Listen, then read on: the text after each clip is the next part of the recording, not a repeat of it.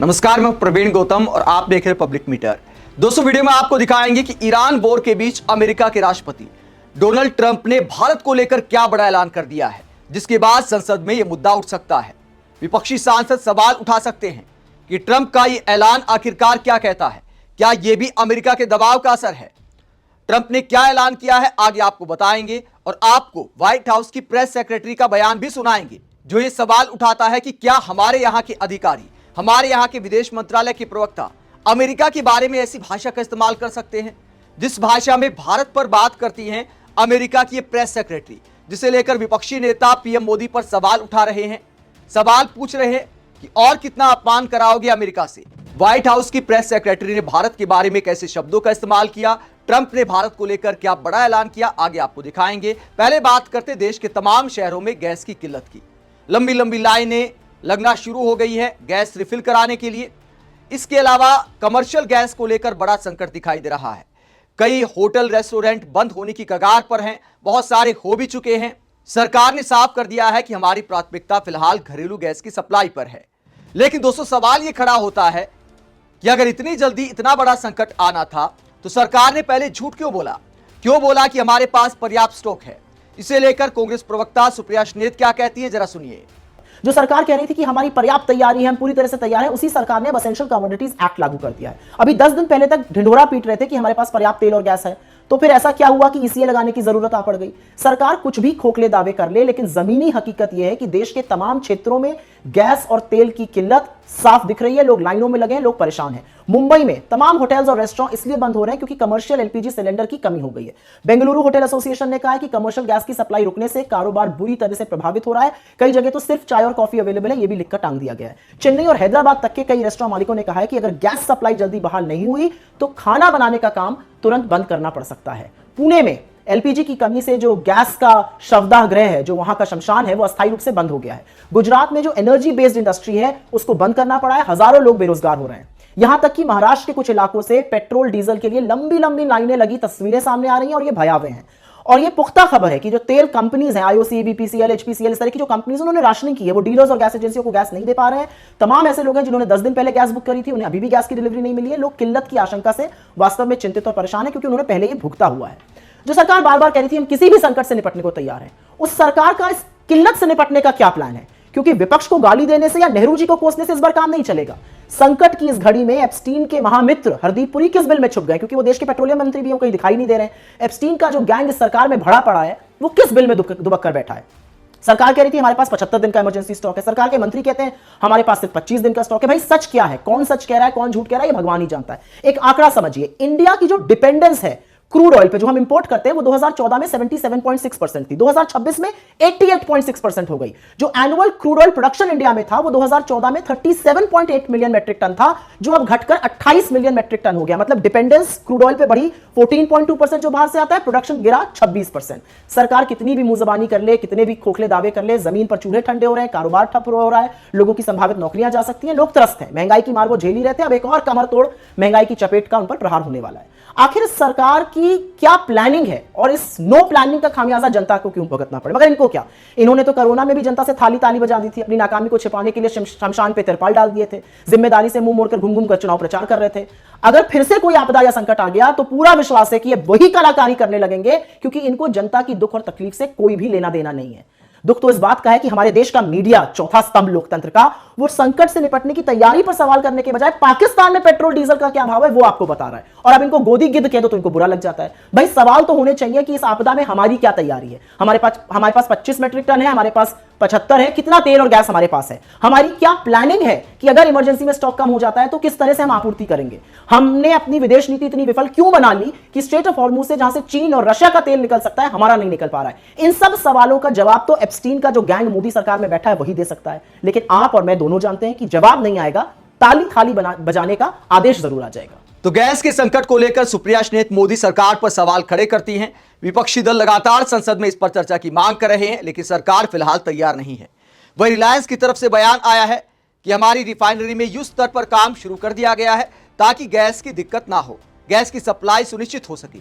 लेकिन यह मामला यह भी दिखाता है कि हमारे देश में और भी कई रिफाइनरी की जरूरत है, लेकिन हमारे देश के जो उद्योगपति हैं वो रिफाइनरी कहां लगा रहे हैं, भारत 140 करोड़ से ज्यादा आबादी का देश है, इतनी ज्यादा पॉपुलेशन है, इतना बड़ा बाजार है, सस्ती लेबर है, उसके बावजूद रिलायंस कहां पर रिफाइनरी लगाने जा रहा है, कितनी बड़ी रिफाइनरी लगाने जा रहा है। डोनाल्ड ट्रंप ने ऐलान कर दिया है कि भारत की कंपनी रिलायंस हमारे यहां रिफाइनरी लगाएगी, किस शहर में लगाएगी। युद्ध के बीच क्या ऐलान किया है ट्रंप ने ट्रुथ सोशल पर यह पोस्ट किया और क्या ऐलान किया भारत के निवेश को लेकर, रिलायंस के निवेश को लेकर। ट्रंप ने ऐलान करते हुए कहा कि अमेरिका फिर से अपनी असली ऊर्जा शक्ति, एनर्जी डोमिनेंस की ओर लौट रहा है। आज मुझे घोषणा करते हुए गर्व हो रहा है कि America first refining company Texas के ब्राउन्सविल में पिछले 50 सालों में अमेरिका की पहली नई तेल रिफाइनरी खोल रही है। यह $300 बिलियन का ऐतिहासिक सौदा है, जो अमेरिका के इतिहास का सबसे बड़ा सौदा है। आगे वो कहते हैं, यह अमेरिकी मजदूरों, ऊर्जा क्षेत्र और दक्षिण टेक्सास के महान लोगों के लिए बहुत बड़ी जीत है। हम भारत के अपने साझेदारों का धन्यवाद करते हैं और उनकी सबसे बड़ी निजी ऊर्जा कंपनी रिलायंस का भी, जिन्होंने इस बड़े निवेश में साथ दिया। ये सब हमारे अमेरिका फर्स्ट एजेंडा परमिट की प्रक्रिया को आसान बनाने और टैक्स कम करने की वजह से संभव हुआ है, जिससे अरबों डॉलर के निवेश फिर से हमारे देश में आ रहे हैं। तो ये ट्रंप ने ऐलान किया है। आगे वो कहते हैं, ब्राउन्सविल के पोर्ट पर बनने वाली ये नई रिफाइनरी अमेरिका के बाजारों को ऊर्जा देगी, हमारी राष्ट्रीय सुरक्षा को मजबूत करेगी, अमेरिका में ऊर्जा उत्पादन बढ़ाएगी और अर्थव्यवस्था में अरबों डॉलर का असर डालेगी। साथ ही ये दुनिया की सबसे साफ रिफाइनरी भी होगी। ये वैश्विक निर्यात को बढ़ावा देगी और उस क्षेत्र में हजारों नौकरियां और विकास लेकर आएगी, जो लंबे समय से इसका हकदार है। यही है अमेरिकी ऊर्जा प्रभुत्व की असली तस्वीर। अमेरिका सबसे पहले, हमेशा। तो ट्रंप ऐलान करते हैं कि रिलायंस एक बड़ी रिफाइनरी लगाने जा रहा है टेक्सास के ब्राउन्सविल में। दोस्तों, ये रिफाइनरी रिलायंस भारत में भी लगा सकता था। भारत में सस्ते मजदूर हैं, एक और शहर में हजारों नौकरियां पैदा हो सकती थी। फिर अमेरिका में आखिरकार ऐसा क्यों किया जा रहा है? क्या रिलायंस की भी कोई मजबूरी है? यह सवाल भी संसद में उठ सकता है, क्योंकि आजकल लगातार बड़े उद्योगपतियों पर, सरकारों पर, बहुत सारे देशों के प्रधानमंत्रियों पर लगातार वहां का विपक्ष ये सवाल पूछ रहा है कि आपकी ऐसी मजबूरी क्या है। भारत भी इसमें शामिल है।